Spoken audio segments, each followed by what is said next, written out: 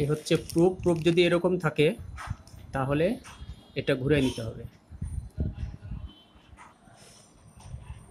এরকম থাকলে এটা এইভাবে ঘুরে রাখবেন। ঘোরানোর পরে তারপরে মেশিনে লাগাইতে হবে। লাগাবেন কিভাবে দেখেন, এই যে একটা ইন্ডিকেট দেওয়া আছে, এদিকে হলো কেবল থাকবে, মানে এই যে এইটা এইভাবে লাগবে। এই যে এটা হলো কেবলের চিহ্ন। এটা যে কোনো একটা প্রোবে লাগালে হবে, যে কোনো একটা কানেক্টরে লাগালে হবে। আপনি লাগাবেন কিভাবে দেখেন, এই যে এটা যখন এভাবে ঘুরে নিলেন, এটা এখন আনলক হয়ে গেল।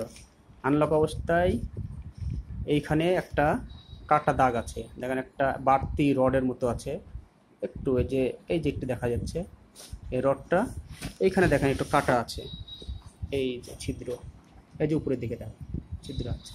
তাহলে এটা এইভাবে সেট হবে। কিভাবে হবে, এইভাবে, এই যে লাগানোর পর এটা এভাবে টাইট দিয়ে দিবেন। টাইট হওয়ার পরে যে খুলবেন এখন, এই যে দেখেন এই চিহ্ন অনুযায়ী এটা থাকবে। এটা হচ্ছে লক অবস্থায়, এটা হচ্ছে আনলক অবস্থায়। আনলক অবস্থায় সেট করতে হবে, এই যে। তারপরে ভালো করে ধরে টাইট দিয়ে দিতে হবে।